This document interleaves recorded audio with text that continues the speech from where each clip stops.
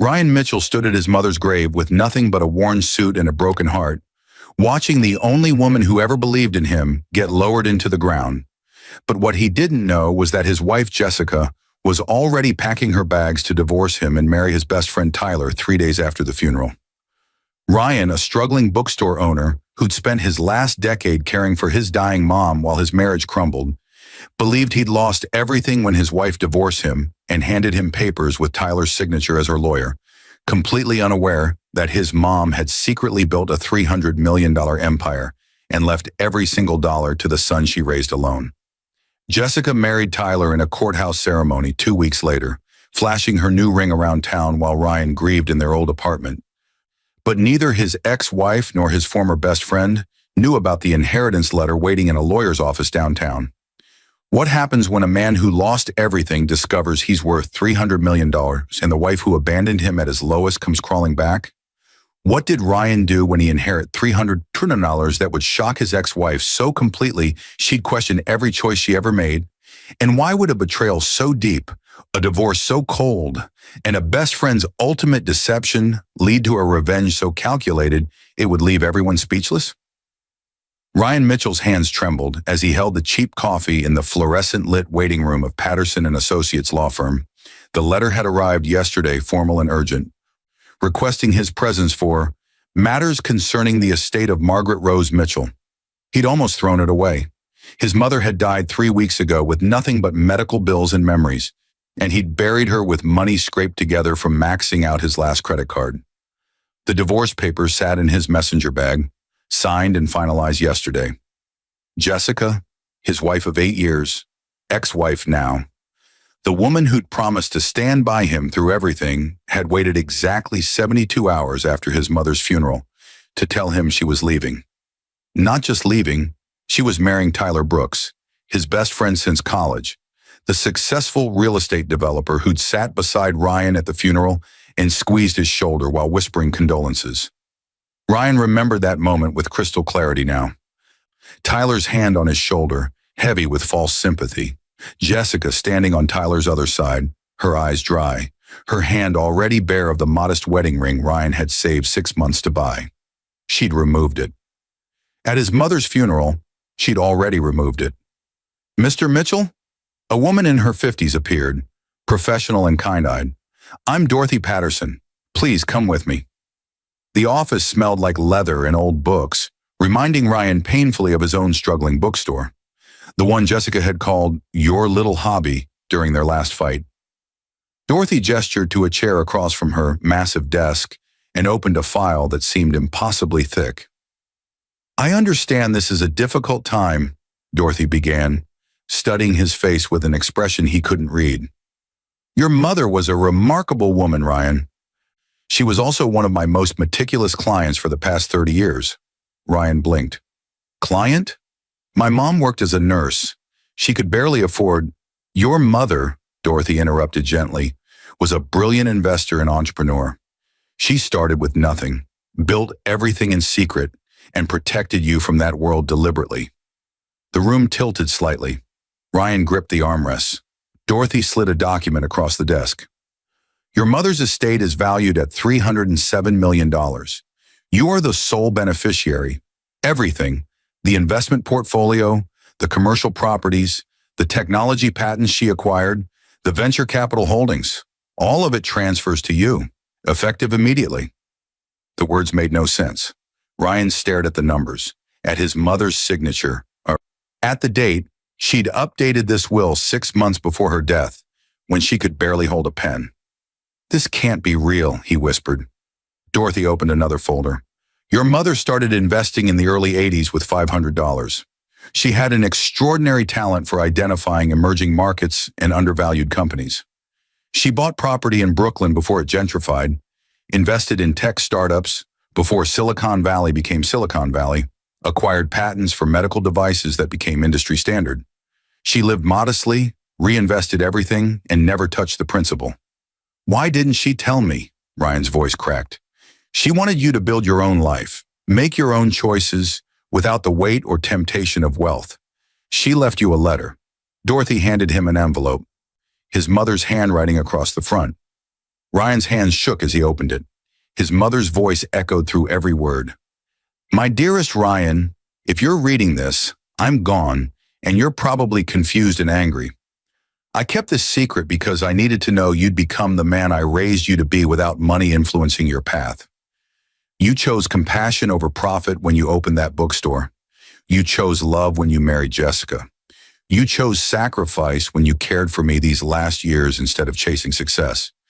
Now I need you to choose wisdom. Money reveals character. It doesn't create it. The people in your life will show you who they really are now. Some will love you for what you have. Some will regret how they treated you when you had nothing. Don't let bitterness poison the good heart you've always had. Build something meaningful. Help people who are struggling like we did. And remember, you were never poor. You always had enough love to be rich in the ways that matter. I'm so proud of you. All my love, Mom. Ryan read it 3 times, tears streaming down his face. Dorothy sat quietly, letting him grieve. Finally, he looked up. What happens now? Now we begin the transfer process. I'll need you to make some decisions about asset management. But first, she hesitated. Has anyone else been informed about this inheritance? No, I just got your letter yesterday. Dorothy nodded slowly.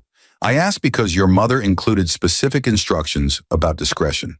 She was very concerned about people who might suddenly take interest in you once your financial status changed. Ryan thought of Jessica, of Tyler, of the divorce papers finalized yesterday with Jessica already wearing Tyler's engagement ring to the lawyer's office. I understand, he said quietly. I'd like to keep this private for now. Dorothy smiled. Your mother predicted you'd say that. She also left detailed recommendations about handling what she called fair weather relationships. She was remarkably perceptive about human nature. Ryan left the office 3 hours later with new bank accounts, a financial advisor team, and a completely different life. He walked through the city in a daze, past the bookstore he'd have to close next month because he couldn't make rent, past the apartment he'd already moved out of, past Tyler's real estate office with its gleaming windows and photos of luxury properties. His phone buzzed. Jessica, can we talk? I feel like we ended badly. Tyler and I want to stay friends with you. Ryan stared at the message. 3 weeks ago, this would have destroyed him. The casual cruelty of it, the audacity. Now with his mother's letter fresh in his mind and $300 million in his future, he felt something unexpected. Not rage, not even satisfaction, clarity. He remembered everything now with new eyes. Jessica's gradual withdrawal over the past 2 years, always coinciding with Tyler's rising success. The way she'd started comparing Ryan's bookstore to Tyler's properties. Ryan's old car to Tyler's Mercedes. Ryan's devotion to his dying mother to Tyler's freedom to travel whenever he wanted. The lunches she'd had with Tyler that she'd called networking. The way Tyler had offered to help with his mother's medical bills while subtly pointing out everything Ryan couldn't provide. They'd been planning this. While Ryan sat by his mother's hospital bed, reading her favorite books aloud and holding her hand through the pain, Jessica and Tyler had been building their future together. They'd waited just long enough after the funeral to seem respectful. His mother had known. Somehow she'd known. That's why her letter warned him about people showing their true character. Ryan walked to a small park and sat on a bench, watching the sunset. He could do anything now. Buy Tyler's entire real estate company and fire him. Finance a bookstore empire that would crush every chain in the city. Hire the most expensive lawyers and make Jessica regret every choice. But his mother's words echoed, "Don't let bitterness poison the good heart you've always had." He thought for a long time. Then he made a decision that would shock everyone who thought they knew him. Ryan wasn't going to tell anyone about the money. Not yet. He was going to watch and learn who people really were when they thought he had nothing. He was going to build something his mother would be proud of. And when the time was right, when Jessica and Tyler revealed exactly who they'd become, he'd show them what true character looked like. Not revenge. Something better. Justice. Ryan spent the next week living in a modest hotel room, pretending his life was falling apart while secretly meeting with Dorothy and her team. They set up trusts, investment strategies, and what Dorothy called strategic positioning. His mother had been wise about more than money. She'd left detailed notes about patience, timing, and the art of letting people show their true nature. The bookstore closing was real enough. Ryan couldn't make rent, and he decided not to use his inheritance to save it. Not yet. Instead, he worked his final days there, boxing up books and memories, while customers who'd known him for years offered condolences about his mother and awkward sympathy about his divorce. Mrs. Chen, who bought romance novels every Tuesday, hugged him. "That wife of yours never deserved you, honey. And Tyler Brooks, I never trusted that man. Too smooth, too many teeth in that smile." Ryan appreciated her loyalty more than she'd ever know. On Thursday, Jessica texted again. "Tyler and I are having a dinner party Saturday. We'd love for you to come. No awkwardness, I promise. We want you to see that we can all be adult about this." Ryan stared at the message with something close to wonder. The audacity was breathtaking. They wanted him at their dinner party, the celebration of their relationship built on his grief, so they could feel better about their betrayal, so they could tell their friends, "Look how mature we all are." Ryan's fine with it. He texted back, "Sure. What time?" Saturday arrived with autumn rain. Ryan dressed in his worn suit, the same one he'd worn to his mother's funeral, and took an Uber to Tyler's penthouse. The building was everything Tyler loved. Glass, chrome, expensive. The lobby dripped with wealth. Ryan remembered visiting here once, early in his friendship with Tyler, feeling out of place but impressed. Now he saw it differently. This was Tyler's armor, his proof of worth measured in square footage and views. The elevator opened to Tyler's floor. Music drifted from the open penthouse door. Jazz, sophisticated, the kind Tyler claimed to love, but never actually listened to. Ryan walked in. "Ryan!" Tyler appeared immediately, all teeth and practiced enthusiasm. He wore a cashmere sweater that probably cost more than Ryan's monthly bookstore rent used to be. "Man, so glad you came. Takes a big person to do this." Ryan shook his hand, noting how Tyler's grip was just slightly too firm, establishing dominance. "Wouldn't miss it." Jessica emerged from the kitchen, stunning in a dress Ryan had never seen. She'd lost weight. Her hair was different. She looked like money now, like she'd always wanted to look. "Ryan." She kissed his cheek, a gesture so familiar and foreign it made his stomach turn. "Thank you for coming. I know this is weird, but I really think we can all move forward positively." "Absolutely," Ryan said, his voice steady. "You both look happy." And they did. That was the thing that struck him most. Jessica glowed with satisfaction, and Tyler radiated triumph. They'd won. They had each other. They had money. They had this life. And Ryan, poor, grieving, divorced Ryan, was here to validate their choices by accepting his defeat gracefully. Other guests arrived, real estate developers, investment bankers, people who measured success in portfolios and property. Tyler introduced Ryan as "my oldest friend," with a hand on his shoulder, that same heavy hand from the funeral. Jessica played the gracious hostess, occasionally touching Tyler's arm with ownership. Ryan watched it all with the detachment of someone studying a play. He sipped cheap wine. Tyler had expensive bottles but served guests the middle shelf stuff, and listened to conversations about market trends and vacation homes. Nobody asked about his mother. Nobody asked about the bookstore. He was furniture, a prop in Tyler and Jessica's narrative of enlightened post-divorce friendship. Then Marcus Freeman arrived, Tyler's biggest investor, a man worth billions who'd made his fortune in tech.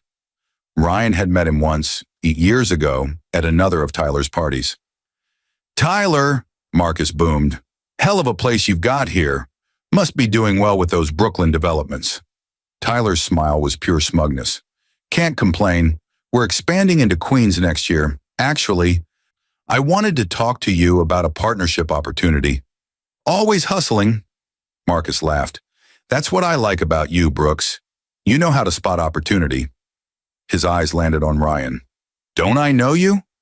"Ryan Mitchell," Ryan said, shaking his hand. "We met a few years back." "Mitchell?" Marcus's eyes sharpened with recognition. "Wait, Margaret Mitchell was your mother?" The room went quiet. Tyler and Jessica both turned, confused. "Yes," Ryan said simply. Marcus's entire demeanor changed. I heard about her passing. I'm so sorry. Your mother was extraordinary. She invested in my first startup back in '94 when nobody else would touch it. Gave me $100,000 and told me to build something that mattered. Changed my life. Ryan felt something crack in his chest. She never mentioned that. She wouldn't. Margaret didn't invest for recognition. She invested in people she believed in. Marcus studied Ryan with new intensity. Are you in business? Investment? I own a bookstore. Well, I did. It's closing. A bookstore? Marcus smiled, not mockingly, but with genuine interest. Margaret told me once that she loved bookstores because they were places where people invested in ideas, not just profits. What kind of bookstore? Small, independent, focused on local authors, community events, reading programs for kids. Ryan felt Tyler's stare burning into him, but kept his eyes on Marcus. That's beautiful. That's exactly the kind of thing Margaret would love. Marcus pulled out his phone. Give me your number. I'd like to talk more. I'm actually looking to invest in community-focused ventures. Bookstores, local businesses, things that build culture instead of just extracting profit. Tyler materialized at Ryan's elbow. Marcus, you don't need to. Ryan's going through a tough time right now. Divorce, financial troubles. I'm sure he's not really in a position to. I'm asking Ryan, not you, Marcus said coolly. And something in his tone made Tyler step back. Ryan gave Marcus his number. They talked for 20 minutes about books, community, Margaret's philosophy of meaningful investment. The party continued around them, but Ryan felt the shift. Tyler kept glancing over, his smile strained. Jessica hovered nearby, listening with an expression Ryan couldn't quite read. When Marcus left, he shook Ryan's hand warmly. I'll call you this week. Your mother saw something in me when I had nothing. I'd like to pay that forward. After he left, Tyler poured himself a heavy drink. That was random. Marcus usually doesn't give anyone that much attention. He knew my mom, Ryan said simply. Jessica touched Ryan's arm. I didn't know your mother was connected to people like Marcus Freeman. She knew a lot of people. She was a nurse for 40 years. She met everyone. But the seed was planted.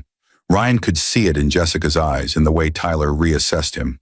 They were wondering, not about money yet, they couldn't imagine that, but about connections, opportunities, things they dismissed as irrelevant.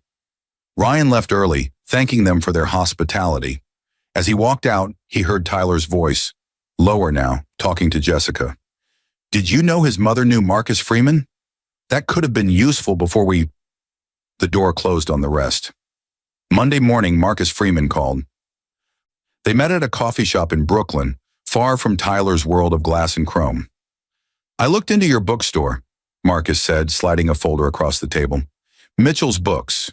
Good reviews, strong community presence, solid programming. Why is it closing? Can't make rent. The building owner is selling to developers. Tyler Brooks's company? Yes, actually. Marcus nodded slowly.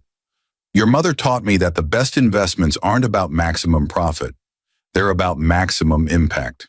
She said profit follows purpose, not the other way around. I've made billions following that philosophy. He opened the folder. Here's what I see. A successful community bookstore being crushed by predatory real estate practices so someone can build luxury condos nobody needs. Your mother would call that extractive capitalism. She hated it. What are you suggesting? I'm suggesting we buy the building. We keep your bookstore, add community spaces, maybe a small cafe. We make it a model for sustainable local business. Not maximum profit, meaningful profit. Profit that serves the community. Ryan studied Marcus carefully. Why would you do this?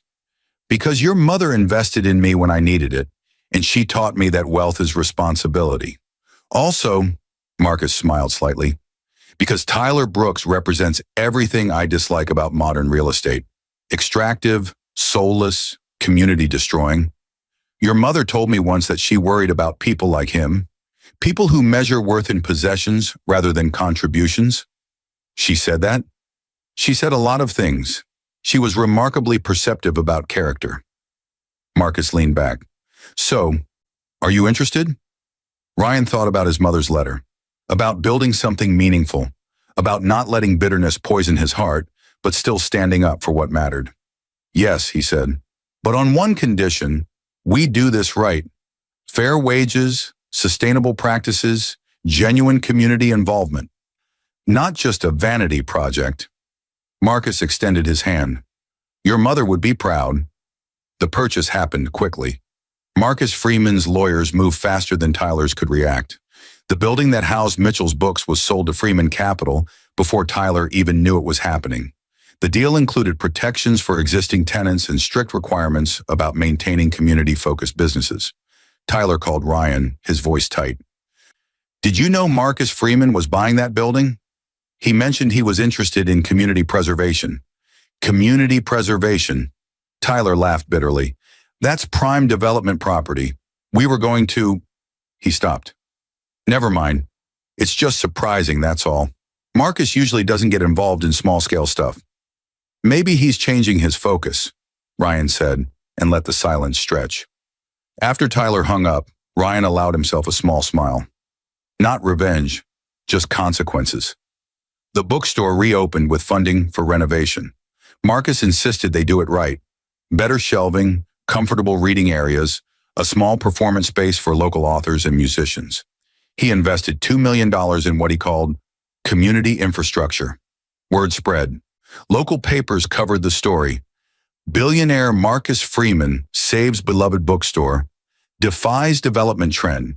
They interviewed Ryan, who talked about his mother's love of reading, her belief in community, her quiet generosity. He never mentioned the inheritance, never mentioned his mother's investments or wealth. Jessica saw the article. She texted, "Saw the news about the bookstore. That's amazing. Marcus Freeman is incredible. You must be so excited." Ryan didn't respond. 2 days later, she texted again. "Can we have coffee? I feel like we left things badly between us. I'd love to catch up properly." He deleted the message. Tyler called. "Hey man, I'm sorry about how I acted about the building. That was petty. Marcus investing in your store is great. Really great. Listen, I'd love to take you out, celebrate properly, and I wanted to run something by you. If you've got Marcus Freeman's ear, maybe we could all talk about some partnership opportunities. Your bookstore could be a model. I've got ideas about community-focused developments that..." "I'll think about it," Ryan said, and hung up. He met with Dorothy that afternoon. "They're circling," he said. "Your mother predicted this. She called it the sudden value recognition phase. People who ignored you or betrayed you suddenly see potential utility, not because you've changed, but because their perception of what you can offer has changed." What did she recommend? Dorothy pulled out another letter, this one thicker. She wrote separate guidance for different scenarios. This one is labeled "When the Vultures Notice." Ryan opened it. His mother's handwriting, still strong despite being written during her illness. "Ryan, if people who hurt you are suddenly interested in friendship again, remember, they're not seeing you. They're seeing opportunity. Don't be cruel, but don't be a fool either. Test them. Give them chances to show genuine remorse or continued self-interest. Their choices will reveal everything. But here's the important part. Don't lose yourself in games. Don't become the kind of person who uses wealth as a weapon. Use it as a mirror. Let it reflect people's true nature back at them. Then decide who deserves a place in your future. And remember, some people won't change. Jessica chose comfort over love. Tyler chose opportunity over friendship. Those are character revelations, not temporary mistakes. Believe them. Ryan folded the letter carefully. She really did know everything. She was dying for 2 years, Dorothy said quietly. She had time to think about what mattered and what didn't. She used that time to protect you from every pitfall she could imagine. What do I do now? You live your life, build your bookstore, help your community, and when Jessica and Tyler show you who they really are, because they will, you'll know exactly how to respond. 3 months passed. The bookstore thrived. Ryan hired staff, built programs, created spaces for the community to gather. He lived simply, still in his modest hotel room, still driving his old car, still wearing his worn suits. To everyone in his neighborhood, he was just Ryan Mitchell, the guy who'd saved the bookstore with Marcus Freeman's help. But word was spreading in certain circles. Marcus Freeman had introduced Ryan to other investors, other philanthropists. They'd heard about Margaret Mitchell's legendary instincts, her quiet empire, her son who'd inherited her values, if not, as they assumed, her fortune. Tyler heard the rumors. He called Ryan weekly now, suggesting dinners, partnerships, opportunities. Ryan accepted one dinner. They met at an expensive restaurant, Tyler's treat. "I've been thinking," Tyler said, cutting into his steak.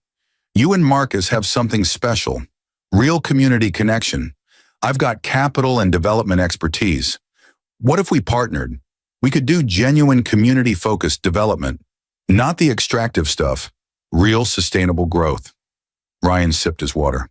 "Why the change in philosophy?" "I'm realizing there's more to success than profit margins.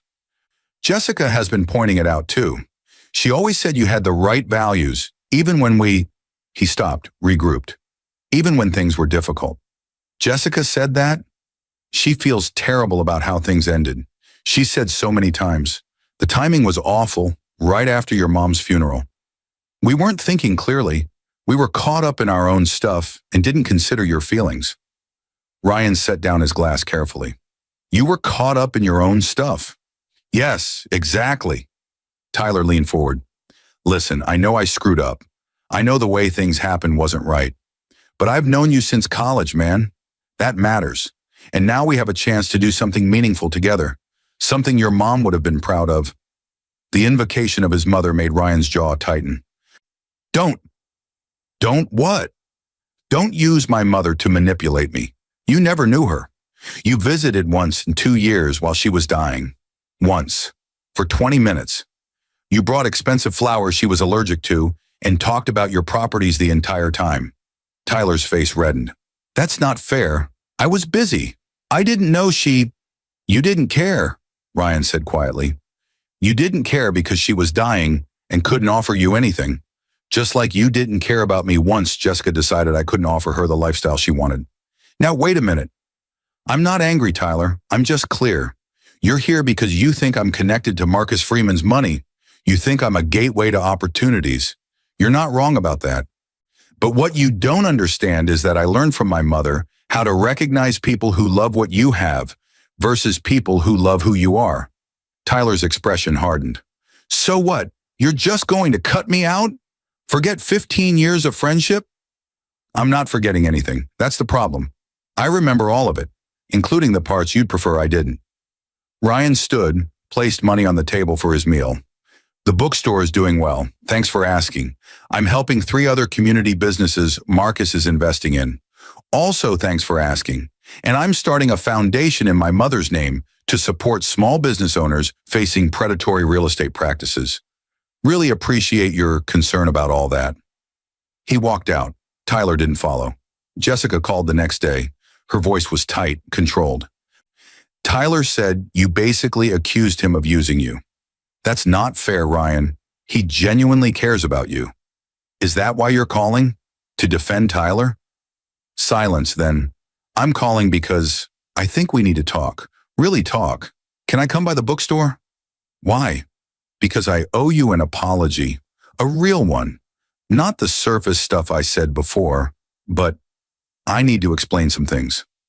Against his better judgment, Ryan agreed. She came that afternoon, dressed casually in a way that seemed calculated to remind him of better times. She walked through the renovated bookstore, touching spines, examining the reading spaces. "It's beautiful," she said finally. "You really did it. Marcus made it possible.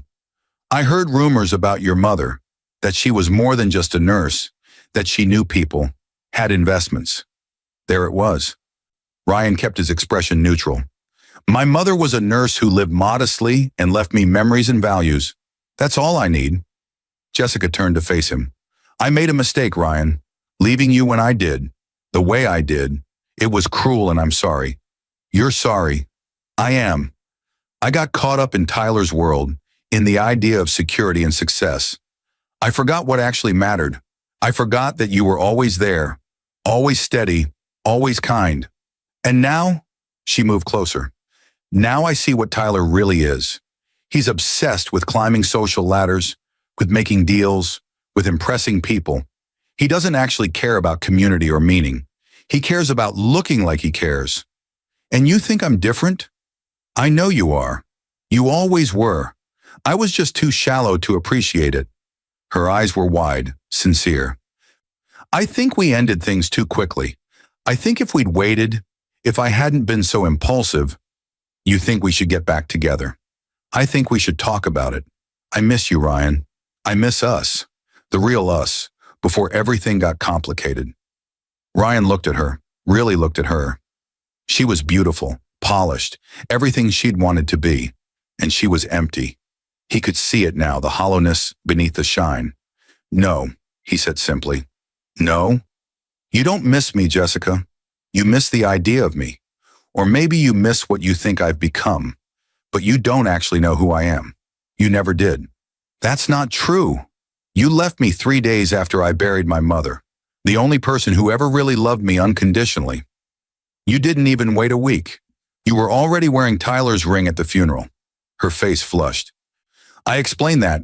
We got caught up. You got caught up in seeing an opportunity and taking it. That's fine. That's your choice. But don't come here now and pretend it was a mistake just because Tyler isn't what you thought he'd be, or because you heard rumors that my mother had connections. This isn't about money, isn't it? When did you start missing me, Jessica? Before or after you saw Marcus Freeman's name attached to mine in the paper? She opened her mouth, closed it, opened it again. You're being unfair. I'm being honest. My mother taught me the difference. Jessica's expression shifted, hardness creeping in. Fine. You want honesty? You were drowning, Ryan. Your mother was dying. Your bookstore was failing. You had no prospects. I couldn't watch you sink anymore. Tyler offered stability, a future. I took it. That's survival. You're right, Ryan said quietly. That is survival. But it's not love. It's not partnership. It's not what I want in my life. And what do you want? To pretend you're noble while you use Marcus Freeman's money to play hero? You're doing the same thing Tyler does, just with better PR. Maybe, but at least I'm honest about what I'm building, and I'm building it for the right reasons. Jessica grabbed her purse. At the door, she turned. You're going to regret this. Tyler and I are moving forward. We're making things happen. You'll stay stuck in this little bookstore playing community hero while the real world moves on without you. That's fine, Ryan said. I'd rather be stuck here with purpose than moving forward without one. She left. Ryan stood among his books, feeling lighter than he had in years. Dorothy called 2 days later. I think it's time, she said. Time for what? Your mother's final instruction. She wanted you to wait 6 months after her death, after the initial grief, after the opportunists revealed themselves. She left something at the office for you. Ryan met her that afternoon. Dorothy handed him a video file on a tablet. She recorded this a week before she died. She wanted you to see it after you'd had time to experience life with and without the people in your world. He pressed play. His mother's face appeared, thin from illness but eyes still sharp. Hi, baby, she said, and Ryan's throat closed. If you're watching this, it means 6 months have passed. It means you've had time to grieve, to adjust, to see who stayed and who left. I hope I'm right about what I predicted. I usually am. She smiled. That familiar smile that meant she knew more than she was saying. You have $300 million now, Ryan. That's terrifying and wonderful and complicated. Money this size doesn't just affect your life. It tests everyone around you. I knew that. I planned for it. By now, Jessica has left you. I'm sorry, sweetheart. I knew she would. I saw it in her eyes years ago, the way she measured love in tangible securities. She didn't love you. She loved the idea of you loving her. There's a difference. Tyler revealed himself too, I imagine. He was always the kind of man who measured friendship and utility. I never trusted him. He smiled too much at things that weren't funny. But here's what I want you to understand. They didn't betray you because you weren't enough. They betrayed you because they never were. That's not your failure. That's theirs. Now comes the important part. You have a choice about what kind of wealthy person you become. You can be Tyler, extractive, greedy, using money as power. You can be bitter, using wealth as revenge. Or you can be what I tried to be, someone who understands that money is responsibility. I built my fortune in secret because I wanted you to build your character without it. You did. You chose kindness over profit. You chose care over convenience. You chose love even when it cost you everything. Now I'm asking you to choose purpose. Don't hide your wealth forever. Use it. Build things that matter. Help people the way I tried to help people. Create opportunities for those who deserve them. And, this is important, don't be ashamed of having money. Be intentional about using it well. There's an account Dorothy will show you after this video. It's separate from the main inheritance. I've been setting aside money for years specifically for people like you. People who were kind to me, or who struggled despite doing everything right, or who just needed a chance. I want you to be in charge of that fund now. $100 million dedicated to giving people the opportunities I never had. You'll know who deserves it. Trust your instincts. Trust the values I raised you with. And Ryan, don't let Jessica or Tyler make you cruel. Don't let their small hearts make yours small too. Let them go with grace. Focus on building the world you want to live in, not on punishing them for living in theirs. I love you. I'm proud of you. Now go build something beautiful. The video ended. Ryan sat in silence, tears streaming down his face. Dorothy handed him tissues. The Margaret Mitchell Foundation. She set it up 5 years ago. You're the chairman now. $100 million in capital, with instructions to grow it through careful investment while distributing grants annually. She planned everything. She planned to protect you and prepare you. There's one more thing. Dorothy handed him another envelope. She wrote letters, dozens of them, to people she helped over the years, people she invested in, people whose lives she touched. She wanted them delivered after her death, each one explaining what she did and why, and introducing you as someone who might continue her work. Why? Because she wanted you to have a network of people who understood what she built and why. People who knew her values. Marcus Freeman was the first, but there are others. CEOs, artists, teachers, activists, people she quietly supported who built meaningful things with her help. Ryan opened the envelope. Inside were 50 names, addresses, stories. His mother's careful handwriting described each person, what they'd overcome, what they'd built, why they mattered. She wanted me to know I wasn't alone. She wanted you to know you're part of something larger than yourself, a legacy of meaningful investment, strategic generosity, and purpose-driven wealth. She spent 30 years building this network. Now it's yours.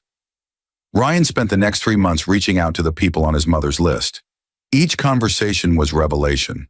A tech CEO who'd started with Margaret's investment in his dorm room, a teacher who'd founded a school for underserved kids with her grant, an artist whose gallery existed because Margaret believed in beauty, a nonprofit director whose organization fought food insecurity because Margaret understood hunger.